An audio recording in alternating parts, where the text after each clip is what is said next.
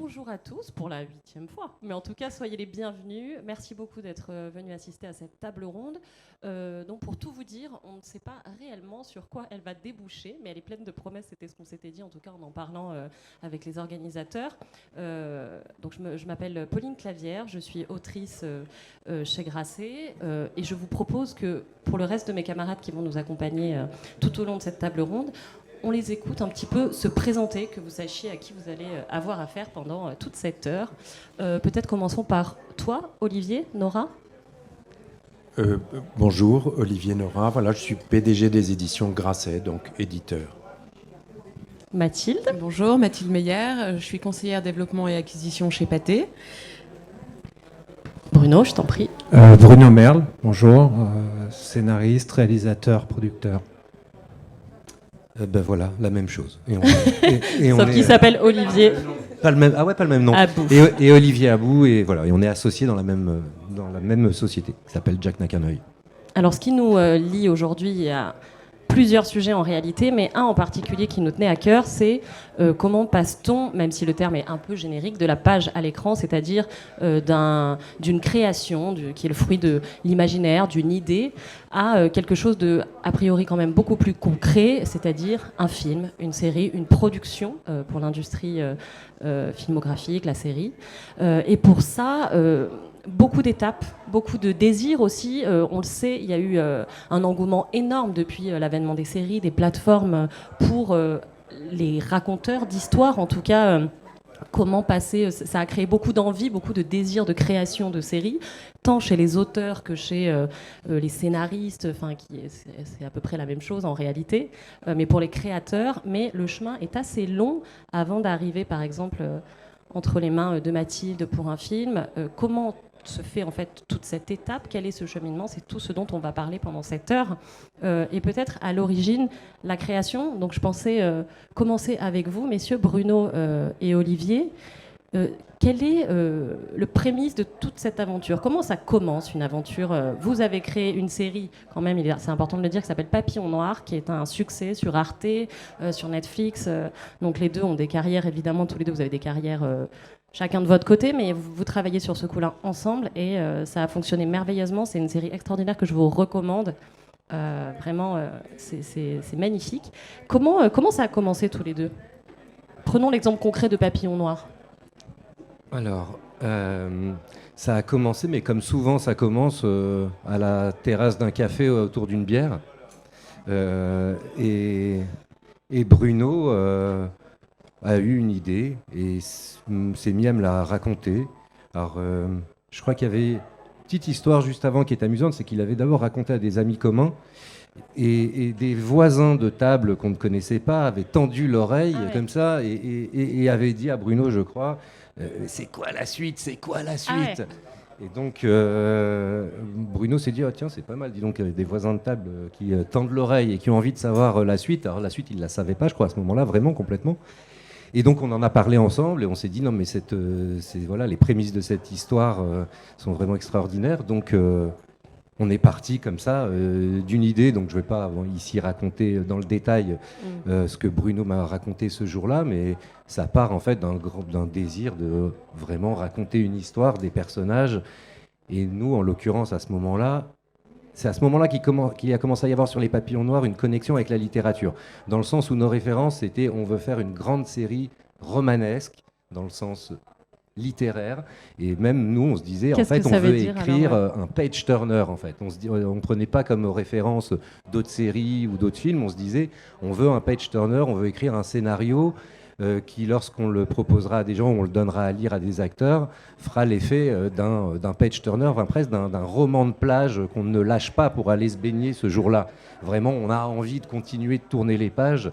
Et c'est vraiment dans cet esprit-là qu'on s'est mis à l'écrire. Donc, pourquoi est-ce qu'on écrit différemment quand on veut écrire ça qu'une autre série, alors?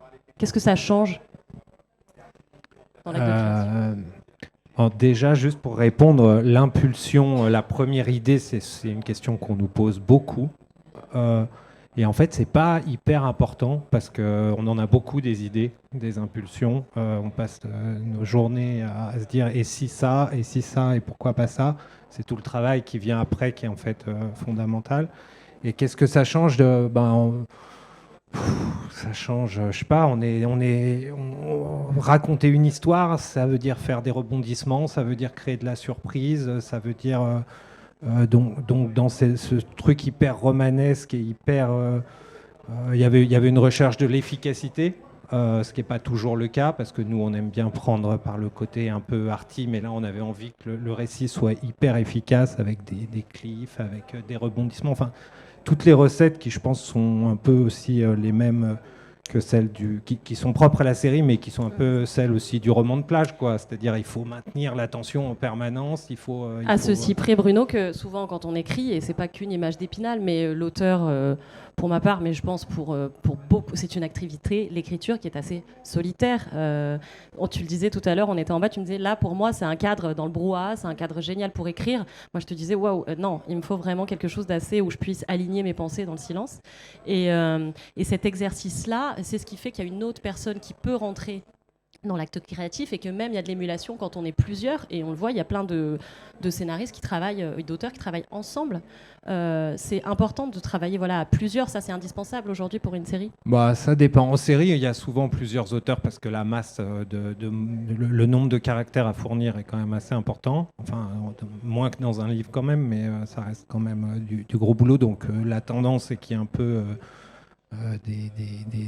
des équipes de scénaristes. Après, moi j'aime bien écrire en solitaire aussi, même des séries. Et c'est vraiment deux exercices hyper différents. Alors nous, on se connaît très très bien depuis très très longtemps.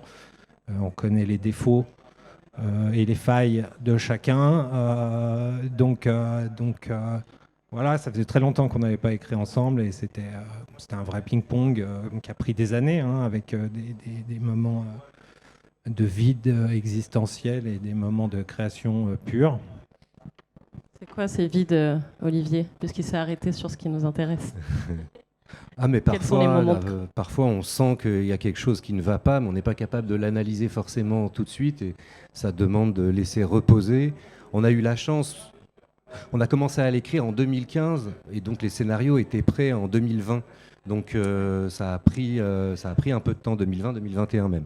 Donc ça a pris du temps, mais je pense que ça a été vraiment profitable à ce projet, sachant que pendant ce temps-là, on a quand même réalisé des choses chacun de notre côté. Donc j'imagine qu'on a dû gagner aussi un peu en maturité. Et à chaque fois, on réabordait le projet. Alors, je ne vais pas dire qu'on l'a rebooté plusieurs fois, mais presque. Ça nous arrivait au moins 2 fois dans mon souvenir, de vraiment casser le projet et de repartir autrement, structurellement. Et ça, c'est intéressant aussi. Et c'est très intéressant. Je fais le lien avec le travail de l'éditeur aussi, Olivier, tu vas nous dire. Mais il me semble que là où le travail se fait entre vous, c'est aussi un peu le job par rapport à la solitude de l'auteur dans son travail, de l'éditeur, d'intervenir et de parfois... Alors, il y a des textes qui arrivent, j'imagine, totalement aboutis et où tu te dis, ce texte-là, il est... tel qu'il est, il est impeccable et il a toute sa puissance, mais parfois, il y a aussi un travail d'aiguillage, de suggestion, d'approfondissement, et un livre qui vous est donné, j'imagine, peut, au fil du temps, beaucoup évoluer. C'est déjà arrivé? Oui, alors il y a tellement de cas de figure que c'est... Bon, là, on parle, j'imagine, essentiellement de la fiction, pas des essais, pas des documents, on parle de la création et de la fiction, dans lequel il y a une variété extraordinaire parce que entre ce que vous appeliez le roman de plage, enfin un page-turner et un livre littéraire, il y a une marge considérable. Il y a des livres qu'on va chercher, il y a des livres qui nous sont proposés, bref, il y a énormément de cas de figure. Mais pour rester peut-être dans ce qui est à l'intersection de ce qui vient d'être dit, c'est-à-dire une recherche de création qui est susceptible, le cas échéant, de trouver sa transformation en image. J'ai connu à peu près tous les cas de figure. C'est très rare. Je veux dire, c'est très rare que les choses se passent bien. Le nombre d'auteurs qui veulent avoir un débouché image est considérable. Le nombre de contrats, enfin, d'options qui sont prises, c'est déjà moins nombreux. Le nombre d'options qui conduisent à des contrats, c'est encore moins nombreux. Le nombre de contrats qui conduisent à des films ou à des séries, ça l'est encore moins. Et le nombre de ceux qui conduisent à des séries ou des films conduisent à des séries ou des films de qualité, c'est encore un film. Donc, il y a une perte en ligne entre chacune de ces étapes qui fait que il y a loin de la coupe aux lèvres, il y a loin du rêve de l'auteur à la réalisation optimale de la projection imaginaire dans l'image. Sur ce point, Mais tu as dû faire face à beaucoup de déceptions, toi? Beaucoup, d'autant plus que je suis très mauvais, moi, c'est-à-dire que je passe ma vie à croire que des choses sont à l'évidence faites pour l'image, et je rencontre des gens de l'image qui me disent « mais alors mon vieux, mais pas du tout ». Et il y a des trucs dont je me dis « mais jamais de la vie ça pourrait intéresser ». Et là, ils me disent « ah, ça en revanche, pris comme ça, comme ça, comme ça ». Bon. Donc, c'est pas un hasard qu'on fasse les métiers qu'on fait. Moi, je suis pas très, très, très bon pour projeter les choses. En revanche, il y a plusieurs choses qui m'ont frappé dans les dernières années. D'une part, on travaille beaucoup plus avec l'ensemble des partenaires de l'image, c'est-à-dire en effet réalisateurs, scénaristes, producteurs, distributeurs, diffuseurs. On travaille beaucoup plus près avec eux que nous ne le faisions il y a 10 ou 15 ans. On passait notre vie à l'époque à être demandeurs de gens qui, en gros, estimaient qu'ils n'avaient pas besoin de nous parce que la création se faisait ailleurs, parce qu'ils la faisaient tout seuls, parce que bon. Aujourd'hui, je crois que c'est 20% de la création qui vient des livres. Alors, ça, oui, j'ai pas le chiffre, mais c'est celui que j'ai lu, en effet. En tout cas, ce qui est clair, c'est qu'il y a beaucoup plus de demandes du côté de l'image, parce qu'il y a eu un volume et un flux de films à produire qui a été beaucoup plus important avec l'arrivée des plateformes, et que on n'a pas toujours les créateurs et les écrivains qui, ex nihilo, font de la création originale. Et que donc, ce faisant, c'est plus facile de repartir d'un module, de quelque chose qui a été écrit. Ça semble gagner du temps. J'ai jamais très bien compris d'ailleurs le raisonnement qui consiste à penser qu'un livre qui a eu du succès est une sorte de présomption de succès à l'image, parce que je vois qu'on vend beaucoup mieux des droits d'adaptation des livres qui ont été des best-sellers, on les vend beaucoup mieux à des producteurs. Et en même temps, quand on voit ce que sont les volumes, si vous voulez, un livre qui est un best-seller, c'est quoi? C'est 100 000, c'est 200 000 exemplaires.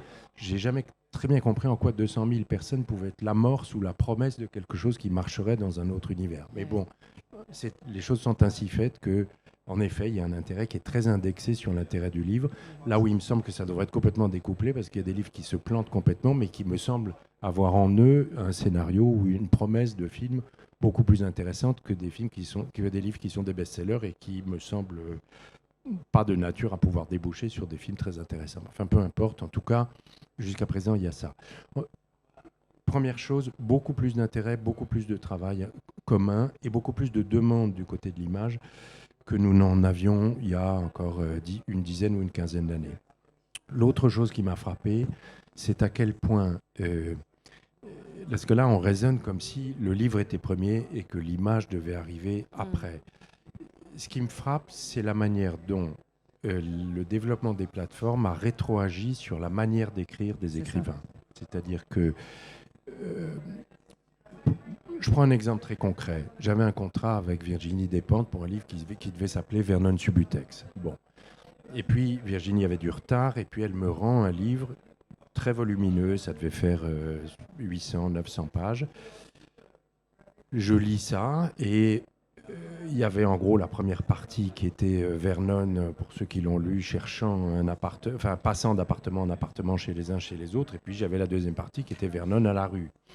Et je lui dis, mais en fait, c'est dommage qu'on sorte ça en un seul gros volume, parce que en réalité, tu as 2 saisons. Tu as une première saison, une deuxième saison, et c'est presque, à chacune des saisons, tu as presque tes épisodes déjà. Donc, cassons le truc en 2 et sortons 2 livres. Il me dit, non, moi je le vis bien comme un gros machin. Je dis, écoute, je suis tellement convaincu qu'il faut le faire en 2 volumes que je suis prêt à te doubler le contrat et à considérer que tu m'en as rendu 2. Voilà, tu m'as rendu 2 livres et pas un. Bon. Il dit, ah bon, bah alors là, évidemment, si... Moi, j'étais sûr que 2 bouquins à 20 €, présentés Vernon 1, Vernon 2, il y avait plus de chances qu'un énorme Vernon. Bon. Et puis, elle s'est prise au jeu, puis ça a donné Vernon 3, et puis ça a fait un succès considérable et une mauvaise série. Oui. Disons-le. Oui, enfin, une série décevante. Enfin, soyons clairs, il y avait un potentiel de faire quelque chose de plus intéressant. Mais tout ça pour dire, il y avait déjà une réflexion qui était de ce type. D'abord, elle, Virginie, je suis absolument convaincu qu'elle n'aurait pas écrit Vernon comme elle l'a fait si elle n'était pas nourrie de séries en permanence. Donc, on voit très bien comment l'esprit, à la fois du lecteur, est maintenant formaté par une grammaire narrative qui fait que le roman ne lui est plus familier, mais il y a un retour à la série du 19e, enfin une manière de raconter très feuilletonisée, très 19e au fond.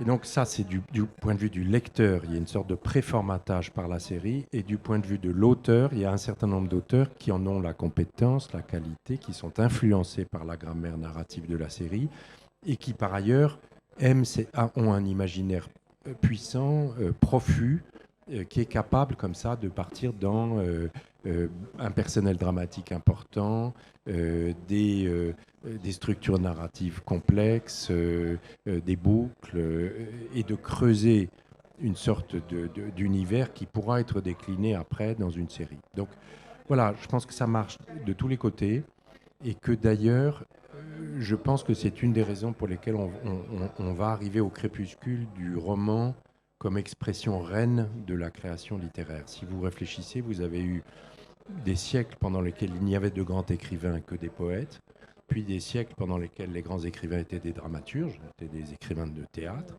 et puis vous avez au 19e l'ouverture de cette longue séquence où on considère qu'il n'y a de grands écrivains que le romancier. Et je pense que le 21e siècle verra la fin de cette longue séquence-là pour 1000 raisons. L'une étant cette grammaire narrative, la deuxième étant ce qui nous arrive des États-Unis, qui est une sorte de remise en cause puissante de ce qu'on appelle l'appropriation culturelle, et qui pose un vrai problème, puisque c'est la négation absolue de la fiction. Si on ne peut plus parler que de soi au sien, Madame Bovary devient impossible, la tâche de Philippe Roth devient impossible, bref. Or, comme il y a une remise en cause, une sorte de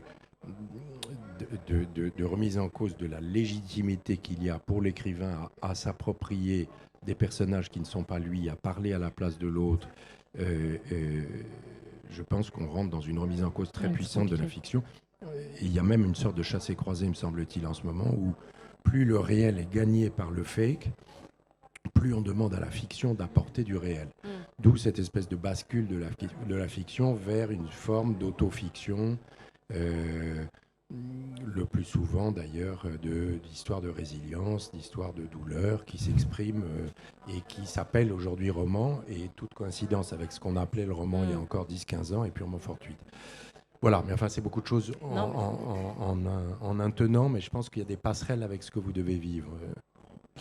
Et Mathilde, donc je rappelle Mathilde Meyer, tu es conseillère des acquisitions, je n'ai toujours pas le bon terme exact, chez Pathé. Donc en gros, tu es le bout de cette chaîne-là, tu participes à effectivement, trouver, repérer, mettre en œuvre. Nous, en fait, chez Pathé Film, jusqu'à maintenant, et là, vous aviez la liste des livres adaptés chez Grasset plus ou moins récemment. Je voyais Petit Pays, c'est nous qui l'avons sorti chez Pathé, mais c'était Géricault, Éric G. Hellman, qui en avait pris les droits. Aujourd'hui, on a entamé une nouvelle ère chez Pathé qui s'exprime en deux parties un peu. Évidemment, la création d'un pôle de production de séries. On s'y met tard, mais on s'y est mis là il y a 1 an et demi, sous la houlette de Aude Albano. Et puis la volonté aussi d'être de plus en plus à l'initiative des projets côté film. À la fois film pour les plateformes, mais surtout, parce qu'on reste quand même vraiment une maison de cinéma, de films pour le cinéma. Et donc moi, je participe à incarner cette nouvelle ère-là, c'est-à-dire que pour être à l'initiative des projets, pour être producteur, il faut évidemment des idées. Et les idées, moi, je vais les chercher, parce que je ne suis pas la seule non plus à en chercher chez Pathé. Mais c'est vrai que la littérature, enfin le livre en général, je n'exclus pas la BD, le roman graphique, enfin bref, sont un terreau formidable pour les adaptations. Évidemment, les plateformes ont fait un appel d'air à la création, énorme. Mais le premier Trois Mousquetaires chez Pathé, c'est en 1921. Donc ça n'a rien de neuf. Aujourd'hui, on appelle ça des IP, on donne des nouveaux noms, mais finalement... Pardon ? Ah pardon, IP c'est Intellectual Property, parce qu'évidemment il faut donner des noms américains pour que ça fasse nouveau. Mais l'adaptation littéraire, elle n'est pas nouvelle au cinéma. En revanche, ce qui est nouveau, Mathilde, c'est ton poste qui n'existait pas, Pathé, par exemple, oui, il y a chez quelques Pathé, années. c'est une création de poste. Parce qu'encore une fois, on a décidé d'être de plus en plus à l'initiative des projets et qu'on a décidé aussi de monter un département de production de séries qui est un département, j'allais dire, agile, parce que pour l'instant, il y a peu de gens qui y travaillent. Et donc, Aude, elle est productrice, donc elle est fabricante. Moi, je ne fabrique pas. Et donc, moi, je fais le pont, en fait, entre monsieur et monsieur, finalement. Je suis bien placée géographiquement là, parce que c'est vraiment... ça exprime ce que je fais. Moi, je suis en lien quotidien avec les responsables de session de droit des maisons d'édition, qui sont des apporteuses de curiosité formidables. Moi, je suis tout à fait d'accord avec vous. C'est pas du tout un gage de réussite. Et pour avoir, avant, dans mon autre vie, toujours chez Pathé, été distributrice du côté de la distribution, c'est pas parce que c'est pas parce que je m'enflamme. C'est pas parce qu'un livre fait plusieurs centaines de milliers de lecteurs que les gens iront, j'allais dire, même payer une deuxième fois. C'est plus vrai pour les plateformes, parce qu'on a aimé, on regarde, ça nous coûte rien de voir, et puis si ça nous plaît, on continue. Au cinéma, c'est moins vrai. Donc je pense que ce qui doit vraiment rester, on est tout à fait d'accord, c'est l'essence vraiment même, le noyau de l'histoire. Est-ce qu'il est suffisamment, est-ce que c'est un terreau suffisamment fertile, quoi, de création qui est forcément de la trahison. Voilà, donc c'est toujours aussi particulier, je le sais. À la fois, les auteurs ont envie d'être adaptés, et à la fois, Sont souvent déçus. c'est compliqué de l'être, quoi. Alors, il y a un autre sujet qui m'intéresse aussi, si vous le voulez bien, c'est celui de, en tant que créatrice aussi, un peu comme vous deux, qu'est-ce que ça change pour nous au départ ? Est-ce qu'on écrit pour être vu, pour être produit ? Est-ce que dès l'origine, il y a cette idée, c'est vrai, chez un scénariste, ça l'est un peu moins pour un auteur, ou est-ce qu'il faut absolument garder un espèce de création pure, originelle, ou est-ce que c'est un fantasme ? Est-ce qu'il faut écrire en se disant, le sujet, je suis sûr qu'il est bon, et on verra après, ou pas du tout ? Il faut tout de suite être concerné par l'après, justement, la production, le fait que ce soit diffusé. Comment vous réfléchissez ? Je pense qu'il y a autant de réponses que d'auteurs et de scénaristes à cette question. En ce qui me concerne, mais en ce qui nous concerne, je pense que je peux parler pour Bruno à ce sujet.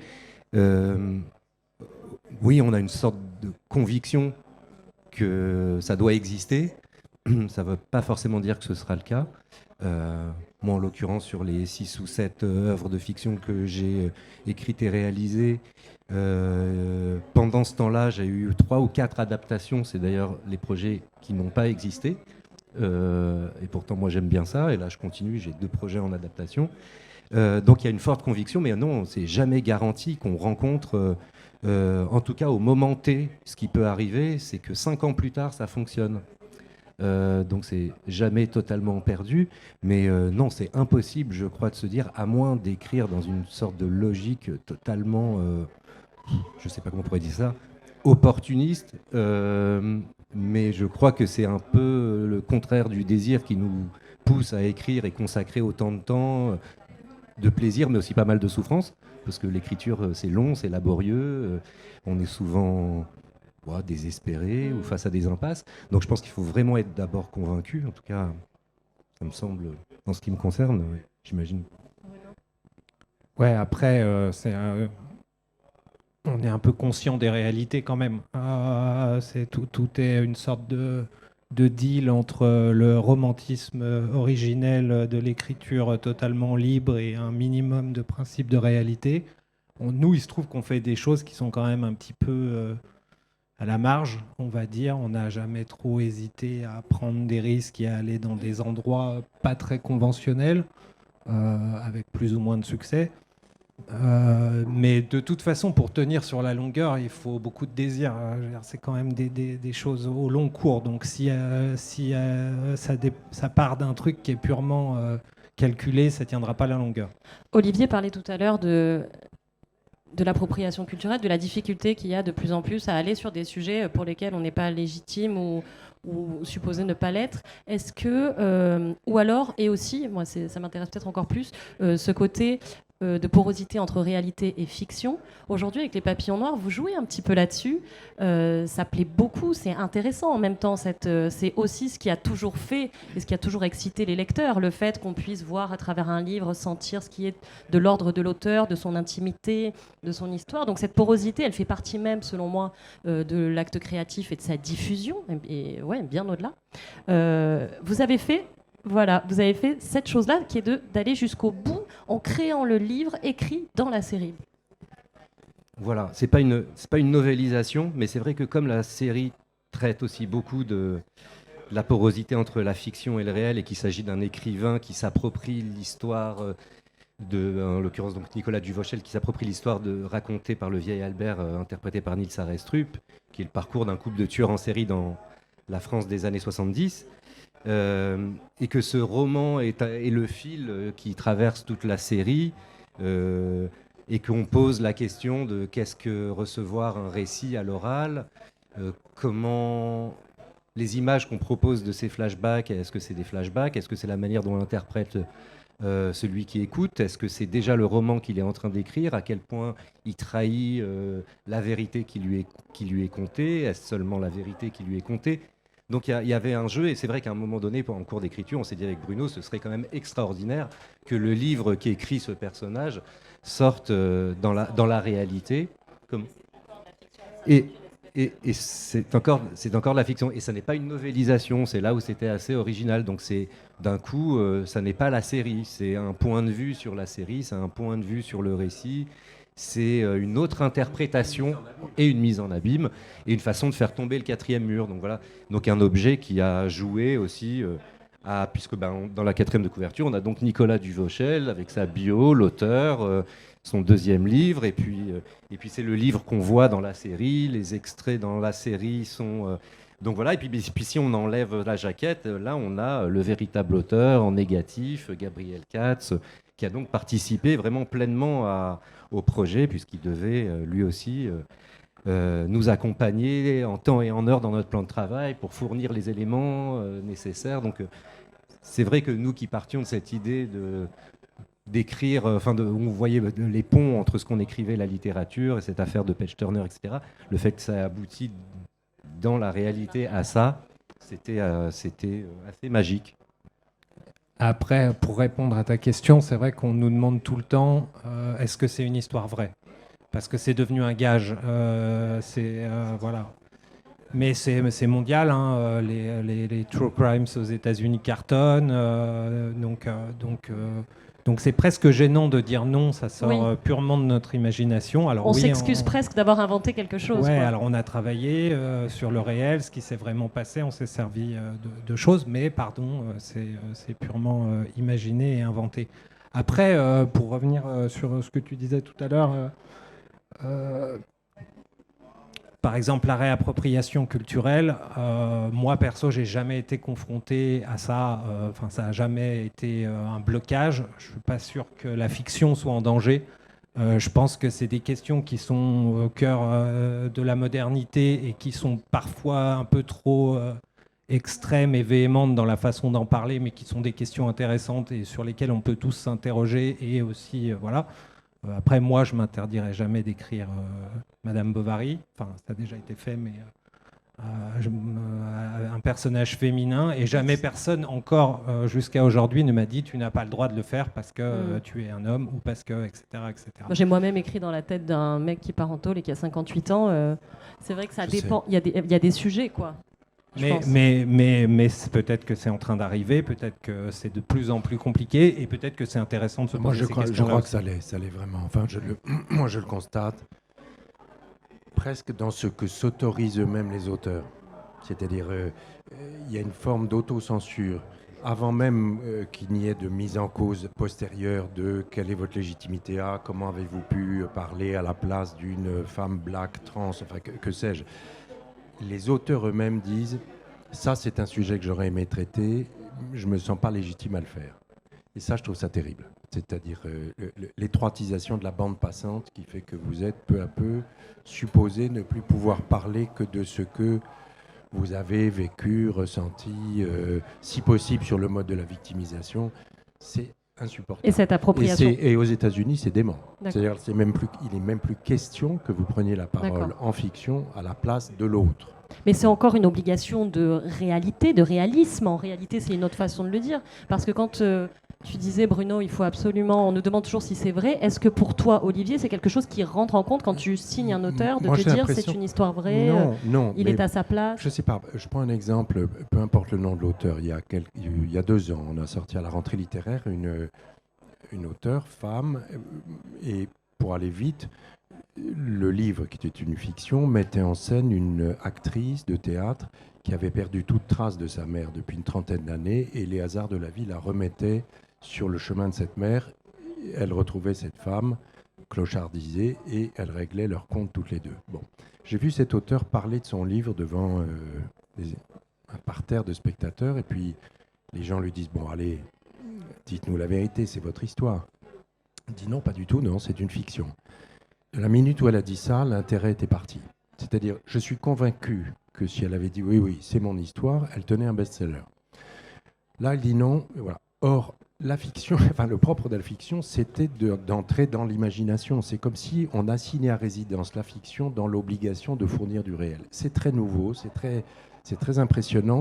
On revient à une sorte de Bretton Woods de 35$ l'once d'or, si j'ose dire. Bon, eh bien, il faut que la fiction présente ses onces d'or, ses onces de réalité, qui la valident, qui la justifient et qui en font le succès. Et ça, c'est un truc très nouveau, parce qu'en plus, c'est une sorte de swap. C'est l'époque où, par ailleurs, on vous raconte n'importe quoi tous les jours dans la vie réelle. Et c'est comme si la fiction devait apporter le gage de sa vérité, là où la vérité apporte le gage quotidien de son mensonge. J'ai l'impression qu'il y a oui, Philippe Roth. Mais il y a 25 ans, je crois que les frères Cohen avaient hyper bien compris, en commençant Fargo par « Ceci est une histoire vraie », ce qui était absolument bidon. Et c'était génial, et d'un coup, tout le monde a accepté toutes les absurdités, l'humour. Ceci Ceci n'est pas une pipe. Vas-y, Olivier. Non, moi, ça m'intéresse beaucoup ces affaires-là, parce que je trouve que c'est assez nouveau. Et que... alors oui, c'est vrai que du coup, on se pose la question. C'est-à-dire, je vois très bien que ce qui est au carrefour de l'histoire vécue, à partir du moment où on estime que l'écrivain devient le cran d'arrêt dernier de lisibilité de son propre texte et ne peut le porter que pour autant qu'il a un discours d'escorte où il explique ce qu'il y a de vrai, de pas vrai, de machin dans son texte, alors oui, les textes qui sont à la frontière du vécu et de l'imaginaire ont plus de chances aujourd'hui de trouver leur public. Le premier roman à la rentrée qu'on a publié chez Grasset, de Maria Larrea, qui s'appelle « Les gens de Bilbao naissent où ils veulent », c'est son histoire. Oui. Et en même temps, c'est plus, comment dire, c'est plus irréel qu'une fiction. Mais c'est une réalité totalement invraisemblable, mais totalement vraie. Et ça a l'air Et moins ça a vrai. marché, très bien. Parce que Ça a l'air moins vrai avec la série ou le cinéma, puisqu'on voit quand même que les très très gros succès, je pense surtout aux plateformes, sont... bon, il y a du réel, je pense à Dahmer, toutes ces horreurs dont on nous inonde, mais aussi l'adaptation du livre d'Ivan Jablonka, par exemple, Laetitia. Donc vraiment le fait divers pur dans sa réalité la plus cruelle et tout ça, ça marche. Mais aussi les House of the Dragons, les grands récits d'heroic fantasy, enfin voilà. Donc la fiction pure, est-ce que son avenir, il n'est pas... pour le coup, dans cette version-là, à l'écran, encore plus. Après, ça, c'est la différence, c'est que les exemples que tu prends, c'est que c'est des choses qui portent comme un étendard le fait qu'ils sont une fiction. C'est-à-dire, c'est de l'heroic fantasy, c'est des mondes avec des dragons. C'est peut-on parler du réel sans que ça soit vrai? Parce qu'on pourra toujours raconter des histoires de sirènes, de dragons ou de chevaliers. Mais est-ce qu'on pourra raconter l'histoire de notre voisin de palier qu'on a inventé, c'est-à-dire qui parlera de la vraie Sans en vie être, ici, maintenant, alors... aujourd'hui, mais sans avoir... Moi, je crois qu'on pourra toujours, de toute façon... oui, il y a cette tendance-là. Oui, elle est un peu chiante, parce qu'on est obligé même de justifier Faire quelque attention. chose. Mais je crois qu'en effet, il y a une forme de résistance quand même face à l'autocensure qui est le plus grand des dangers. Et pour compléter, je pense que lorsque la question de est-ce une histoire vraie ou pas s'est posée. Reste l'autre, avez-vous abordé un sujet? C'est-à-dire que ça, c'est des choses qui nous sont beaucoup revenues au sujet des papillons noirs. C'est-à-dire qu'on était, voilà, on était à Série Mania, et c'est vrai que toutes les séries en compétition, c'était des sujets. Il y avait la transition, il y avait la jeunesse en banlieue, il y avait Malikou Sekine, il y avait, etc. Il y avait des sujets. Alors, c'était pas toujours des histoires vraies, mais au moins, c'était porté par un sujet. Donc, on savait tout de suite de quoi on devait parler. En tout cas, les journalistes savaient de quoi ils devaient parler. Nous, on arrivait avec une histoire romanesque. Donc, c'était pas une histoire vraie, même si c'est inspiré de dizaines de parcours de couples de tueurs en série. Enfin, ce n'était pas une histoire vraie, et on se retrouvait un peu bizarrement à devoir se justifier, en effet, de dire non, c'est ni un sujet, ni une histoire vraie. En fait, c'est une grande série romanesque, feuilletonnante, avec des émotions, plein de personnages, une structure complexe, des rebondissements. Bref, un truc old school, quoi. Enfin, Mais ce que vous dites du sujet, Pardon. Non, alors il y a deux choses par rapport au sujet. Je vous rejoins beaucoup, mais ça c'est aussi beaucoup apporté par les plateformes qui veulent générer de la discussion. Et générer de la discussion, évidemment, sous-entendu sur les réseaux sociaux, et donc participer à la promotion de la dite série. Donc, en fait, je l'explique, vous le savez, mais je l'explique pour les gens qui nous écoutent. Je pense que c'est vachement lié à ça aujourd'hui, en fait, cette volonté de s'accrocher à un sujet. Un hashtag, en fait. On recherche un hashtag pour lier à la série. Oui, enfin, mais générer de la discussion. Vraiment, je les cite, générer de la discussion.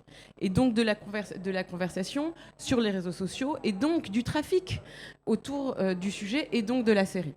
Ça, c'est la première chose. Et c'est vrai que nous, on est tous un peu à répondre plus ou moins, de manière plus ou moins résistante ou pas, à cette demande-là des plateformes. Ça, c'est la première chose.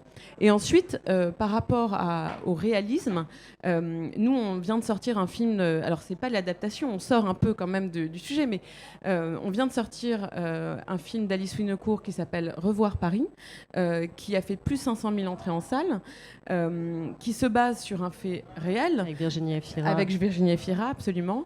Qui se base sur un fait réel, qui est l'attaque des terrasses et des restaurants le 13 novembre 2015, mais qui est tout à fait fictionné, qui se base sur des histoires vraies, évidemment, mais ce personnage de Virginie Efira, exactement en tant que tel, il n'a pas existé. L'histoire d'amour, pardon, je spoil, mais avec Benoît Magimel, ce personnage non plus n'a pas existé. Et pourtant, les gens... alors, c'est pas 3 millions d'entrées, mais c'est quand même 520 000 entrées pour un film qui est quand même un film d'auteur. Ils ont acheté cette histoire, si j'ose dire. Elle les a bouleversés. Donc, et on est sorti, j'en parle parce qu'on est sorti là il y a quelques semaines. Donc ça veut dire qu'il y a encore de la place. Et je pense qu'il y a encore de la place au cinéma aussi. Je prêche un peu pour ma paroisse, même si on fait des séries. Mais je pense qu'il y a vraiment justement de la place au cinéma pour ne pas forcément aborder des sujets et pour inventer des personnages qui en fait sont sortis de l'intime de quelqu'un, mais quelqu'un qui a eu, j'allais dire, cette distance-là, qui permet aussi ensuite de parler au plus grand nombre. Comment ça fonctionne, Mathilde, chez Pathé, comment vous repérez ce qui possiblement fera film? Alors d'abord, moi j'ai vraiment cette casquette-là, mais ça peut venir aussi de gens en interne, voilà. Ça c'est la première chose. D'ailleurs, ensuite la deuxième, c'est que on n'a pas du tout la prétention de penser que on va générer, moi ou même les gens avec lesquels on travaille, 10 films par an. C'est pas du tout l'idée. Mais l'idée, c'est de ne pas passer à côté de choses qui nous sembleraient incontournables. Voilà, en fait. Et c'est vrai que, par ailleurs, on est aujourd'hui, dans ce qu'on reçoit, pas toujours, ça ne correspond pas toujours à ce qu'on a envie de sortir au cinéma. C'est vrai qu'on a décidé d'être sur des films, on a décidé déjà de sortir moins de films. Moi, quand je suis arrivée chez Pathé, donc côté distribution, il y a 7 ans, on en sortait 15-17. Aujourd'hui, on a vraiment décidé de se circonscrire à 8-10, parce qu'on n'est pas chez le primeur, et que évidemment, on se laisse quand même encore la place à des très grandes envies, et voilà. Mais pourquoi ? C'est parce qu'on voit bien, en tout cas la conclusion à laquelle on est arrivé avec ces dernières années, c'est de se dire, pour qu'un film marche en salle, il faut créer un événement. Et en fait, nous, même pour que les équipes dont je viens de la distribution travaillent bien les films, il faut du temps. Et qu'on ne peut pas sortir des films à la chaîne comme ça toutes les semaines, c'est pas possible. Surtout ceux qu'on a décidé de sortir, nous, avec cette grande ambition-là. Voilà. Je sais pas si... Merci. Olivier, tu voulais Juste réagir ? un mot sur cette affaire de la dictature des sujets.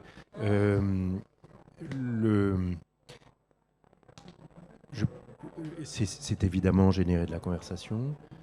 C'est, je pense, aussi une manière d'assigner à résidence les créateurs dans des postures idéologiques. Parce qu'on est quand même à un moment de la conversation de la société qui n'est pas particulièrement bienveillant ni apaisé, et dans lequel on voit bien qu'on génère beaucoup de conflits. Et que plus on traite des sujets, plus c'est une manière de générer du conflit aussi. Mais la contrepartie, c'est qu'on s'intéresse beaucoup moins à la forme. Et on s'intéresse beaucoup moins, par conséquent, à ce qui fait la qualité intrinsèque de la création. Il y avait un critique qui s'appelait Ricardo, qui était un type assez fort et qui disait sur les romans comme ça, les romans, c'est essentiellement l'écriture d'une aventure ou l'aventure d'une écriture. Bon. Eh ben, on a complètement basculé du côté de l'écriture d'une aventure. On s'intéresse plus beaucoup à l'aventure de l'écriture. Quand je dis l'aventure de l'écriture, c'est pas seulement l'aventure d'un style, d'une musique, c'est l'aventure de l'écriture scénaristique, de l'écriture visuelle, de la. Et donc, plus vous êtes dans le sujet, plus vous vous arrachez la tête autour du sujet, moins vous valorisez ce qui est au principe même de la création, en principe, puisque après tout, notre table ronde, elle porte sur ce qu'on appelle la création. Et donc, à chaque fois qu'il y a un retour du réel et une vengeance de la création, c'est un tel bonheur. C'est-à-dire, à chaque fois que vous voyez des films indépendants qui partent de non-sujets, qui sont sur le papier totalement improbables, totalement non finançables, et qui finissent par trouver leur public. Et en ce moment, c'est plutôt ce type de film qui est en train de faire revenir les gens vers les salles. C'est-à-dire, on avait des salles qui étaient vidées au début de l'année. C'est en train de reprendre, et c'est en train de reprendre pas simplement avec du blockbuster, c'est en train de reprendre avec des films, en effet, qui sont des films Novembre et indépendants, Simone moyens. Veil, on est quand même... Ok, Oui. c'est pour ça que je dis pas seulement ça. Il y a Pas aussi seulement ça, l'innocence parce de que Louis Garrel. il y a ça, les c'est la films tranche, en Louis effet, Garrel, le million, confidentiels machin. quand même. Ok. Mais bon, il y a pas mal de films qui sont là, qui sont pas des films qui, sur le papier, étaient des films évidents, et qui sont en train de trouver leur petit public. Et chaque année, Revoir Paris, nous, chaque on année, on a de bonnes Vraiment, surprises, je trouve, de ce point de vue. Et donc, là aussi, à chaque fois qu'on fait en sorte de ne pas être dans le mimétisme, à la manière enfin, le truc de player, quoi, le pitch en 30 secondes pour dire c'est ça. je suis entre ça et ça, c'est un mix de ceci et de cela. Bon, quand c'est un mix de rien du tout, que c'est une passion d'un écrivain, d'un artiste, d'un créateur qui veut que son affaire existe, je continue de penser que quand il y a une volonté et un talent, ça rencontre un public. Voilà. Et qu'en tout cas, si on pense plus ça, il faut arrêter tous nos métiers. Tous les deux, vous faites ce métier depuis un moment. Amen. Ouais.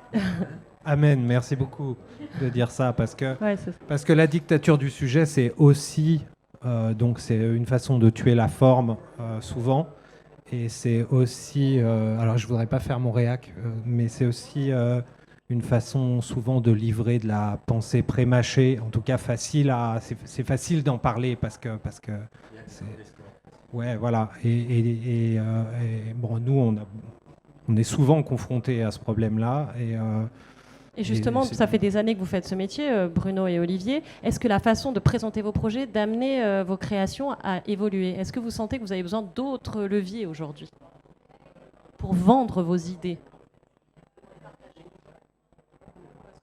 je suis un très mauvais vendeur, donc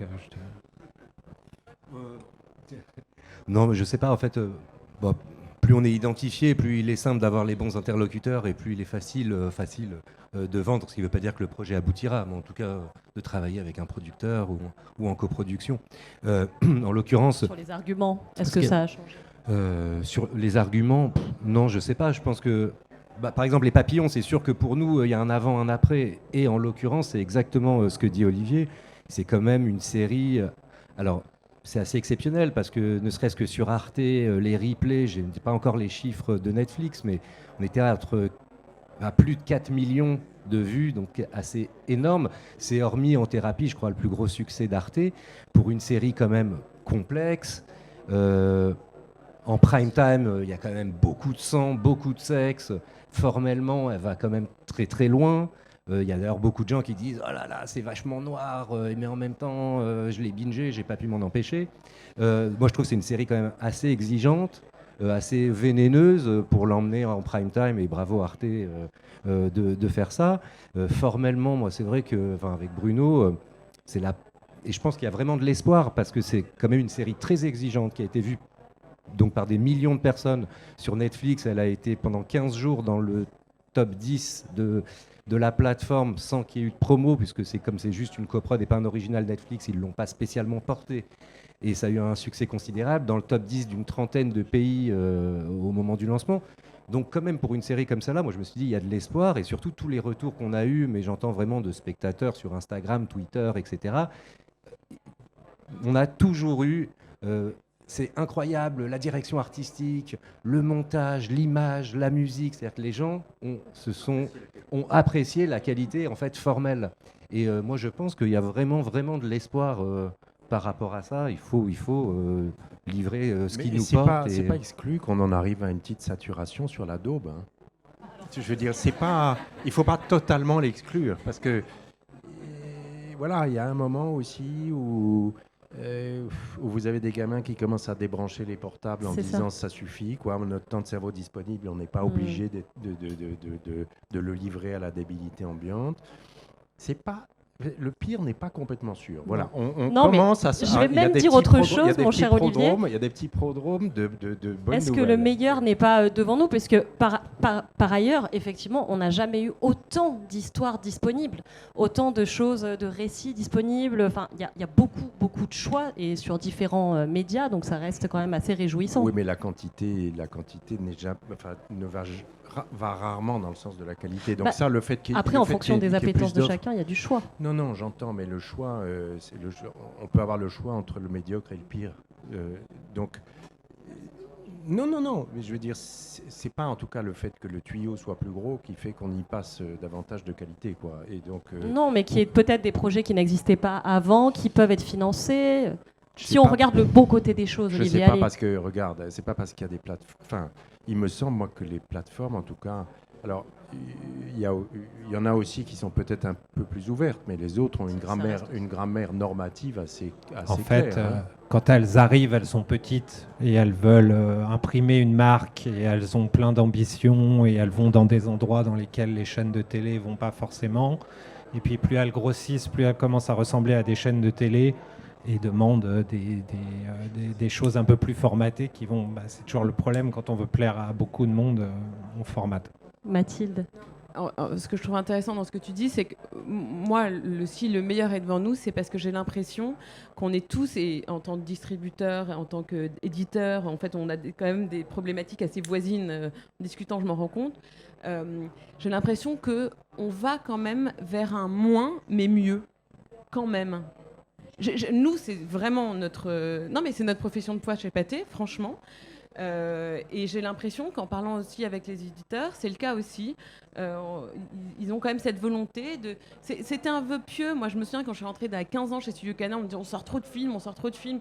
Et puis, ça n'est jamais arrivé, on en sort moins. Et là, j'ai l'impression que tout le monde amorce quand même ce changement-là, parce qu'on se rend compte, ne serait-ce que, pour reprendre l'expression fameuse du stand de cerveau disponible, là, on va tous exploser, quoi. Enfin, je veux dire, Oui, alors attention que le moins... Enfin, souvent quand mieux. on est plus frugal, on coupe justement le risque. Hein, c'est-à-dire... moi, c'est un vieux truc. Dans l'édition, c'est toujours pareil. On nous dit aussi, vous publiez trop, pourquoi vous ne faites pas moins de livres qui marchent mieux, etc. Pas forcément. Et en fait, concentrer ses efforts. Non, j'entends. Mais enfin, je vois au quotidien dans une maison d'édition,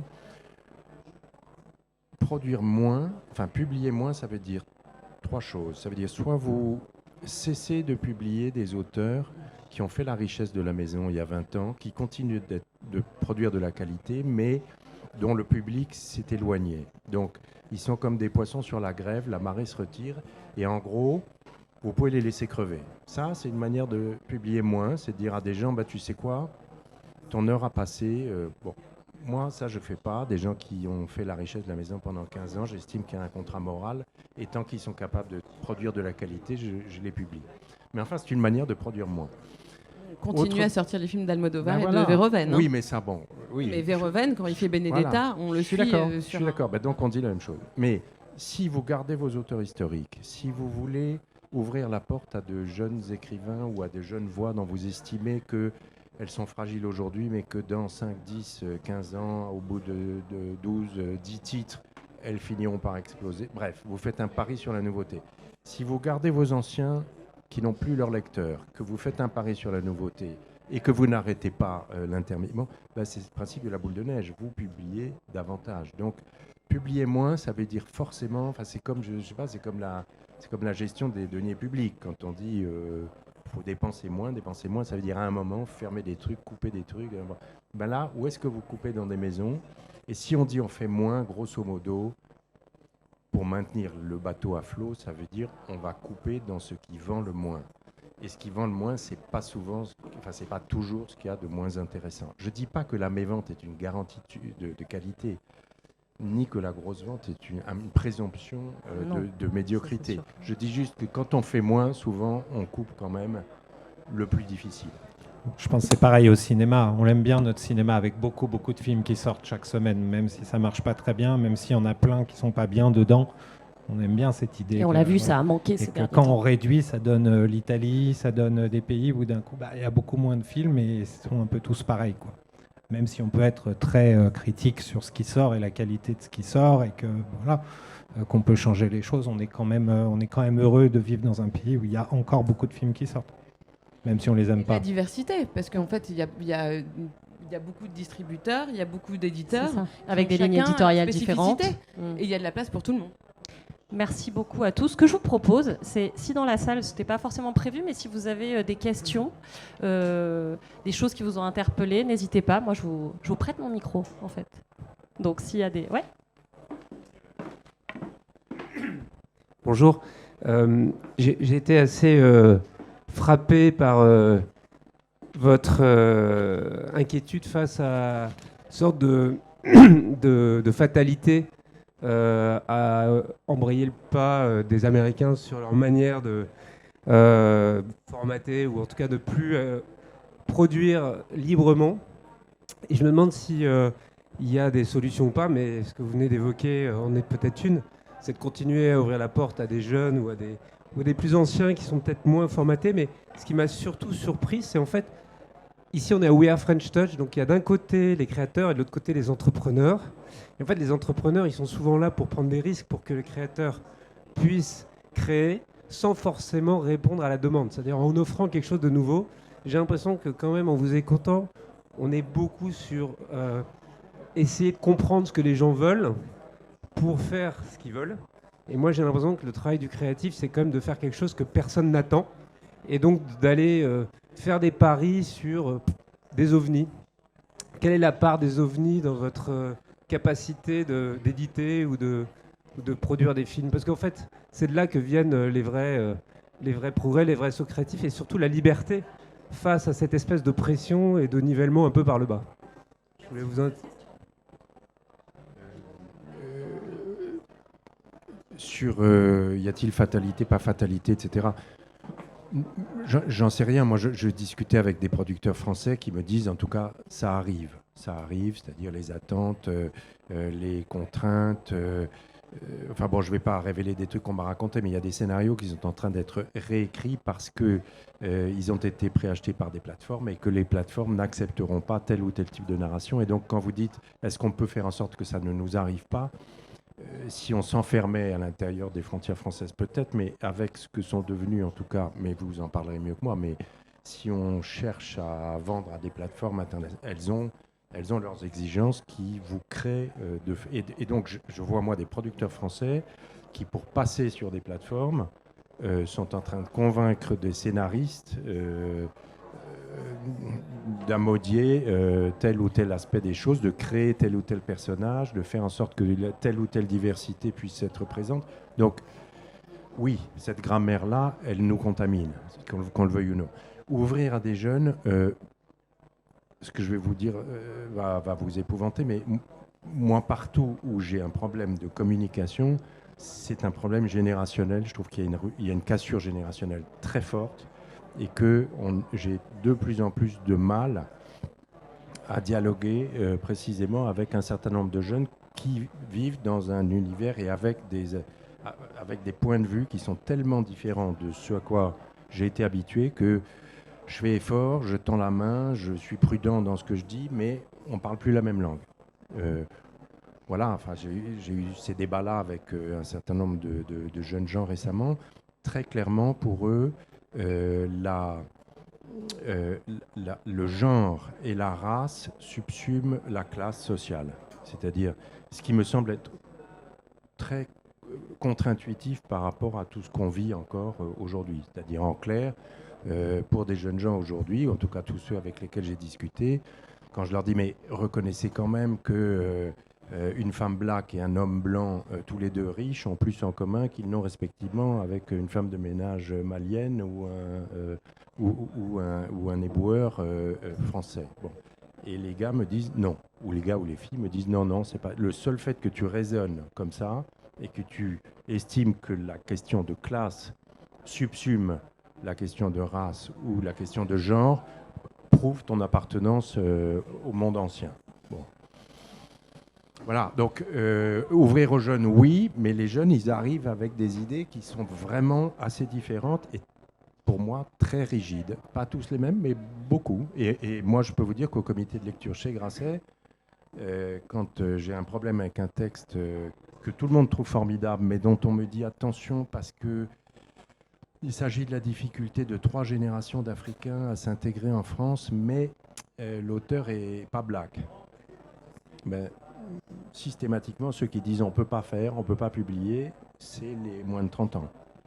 Les autres me disent bah, le texte est bon, et on s'en fout. Voilà. Donc, problème. Et, bon.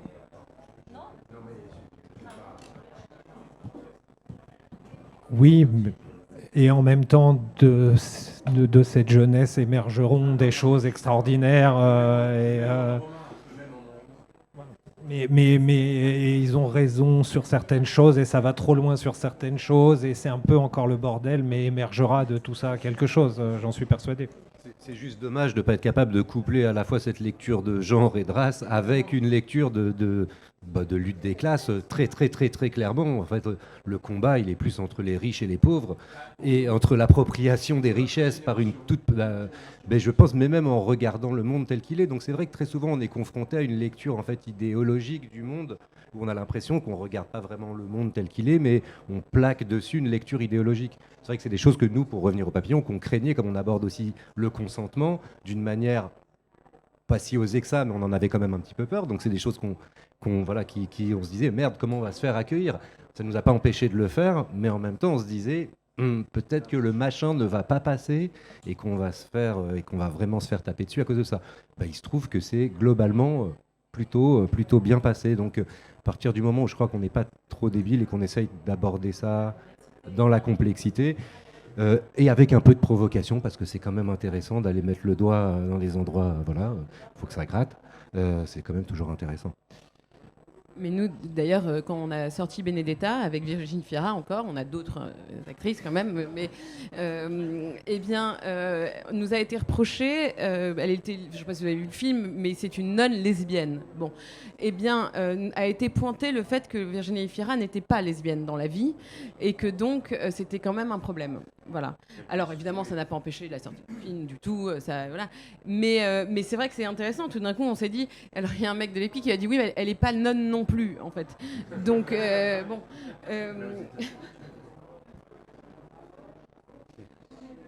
Oui, une question sur ce qu'on appelle les contenus dans l'industrie, qui est un petit peu un terme très galvaudé. Vous m'entendez ?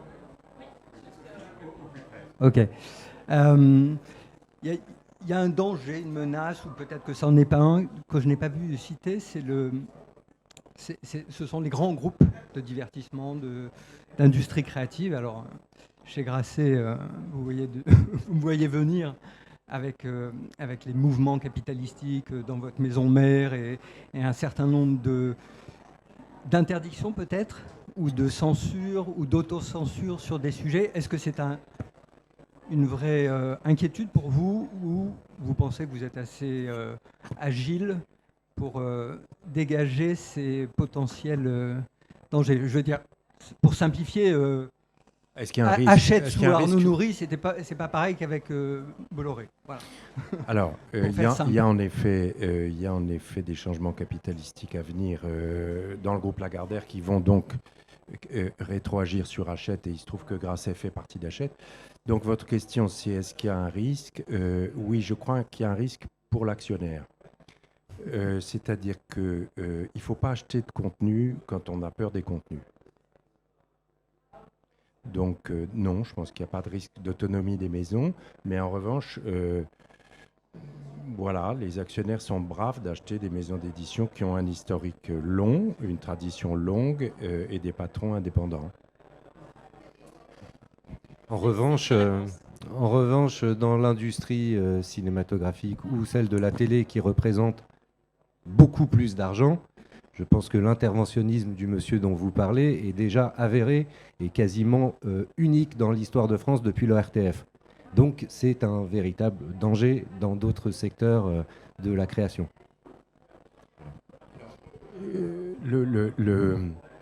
Ce qui est frappant, c'est que donc, Vivendi est actionnaire d'Editis depuis à peu près 6 ans.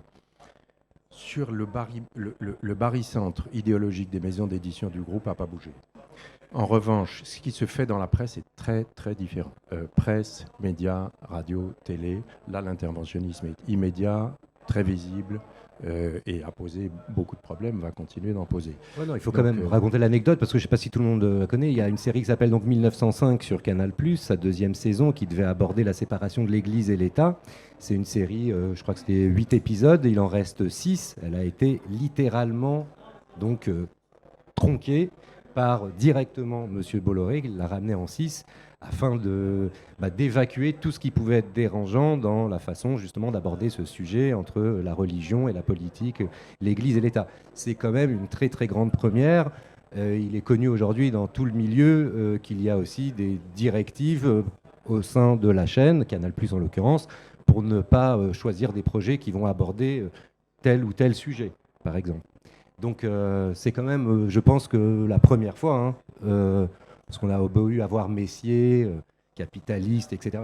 Il n'y a jamais eu, il y a toujours eu quand même un minimum de respect en fait des lignes éditoriales, puis d'intelligence de se dire, si on veut gagner de l'argent, il faut être audacieux, il faut se faire remarquer, il faut produire des œuvres de qualité. C'est comme ça qu'on générera du fric. Enfin, en l'occurrence, on est vraiment dans autre chose. Là, on est dans l'idéologie, dans la politique et dans des outils qui vont être justement là pour servir une idéologie. Voilà.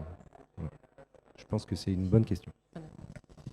Bonjour, merci, c'est passionnant. J'ai une question sur Papillon Noir, parce que moi je l'ai regardé côté Arte et j'ai 31 ans, donc je fais partie des fameux jeunes. Plus pour très longtemps, plus pour très longtemps. Je suis une grande personne. Ma question, la bascule sur Netflix, comment ça s'est fait? Est-ce que c'est eux qui sont venus chercher le contenu? Est-ce que c'est vous qui êtes allé le vendre? Et comment ça s'est passé? C'est pas eux qui sont venus le chercher. Nous, nos partenaires, c'est Arte, vraiment, depuis le début. Nos producteurs qui ont porté le projet pendant très longtemps et qui nous ont accompagnés à l'écriture. Il se trouve qu'Arte, c'est un endroit, pour le coup, formidable de liberté. C'est de l'argent public. Mais ils n'ont pas beaucoup d'argent. Donc, ils ont une ambition énorme, bien plus grande que leurs moyens. Et à un moment, nous, on était confrontés à 2 options. Soit on réduisait notre voilure pour rentrer dans ce que Arte peut faire, et c'est pas ce que nous demandait Arte. Soit on trouve un autre partenaire qui viendra nous aider à pouvoir le faire comme on a tous envie de le faire, y compris Arte. Et ils sont hyper conscients de cette place qui est la leur, ils sont aujourd'hui, je crois... je sais pas, ce que HBO était avant, c'est-à-dire c'est là que ça se passe, c'est là qu'on a envie de voir des choses, c'est là qu'on a envie... mais ils n'ont pas les mêmes moyens que les autres, donc ils sont conscients qu'ils sont un petit peu obligés de s'ouvrir à des partenariats. Je ne pense pas qu'ils le fassent avec beaucoup de plaisir, parce que c'est pas leur ADN et c'est pas... Voilà. Mais en tout cas, ils nous ont laissé le faire sans problème. Donc c'est nous, en tant que producteurs, qui sommes allés voir des partenaires extérieurs à la chaîne, tout en disant Arte, laissez-nous faire, s'il vous plaît.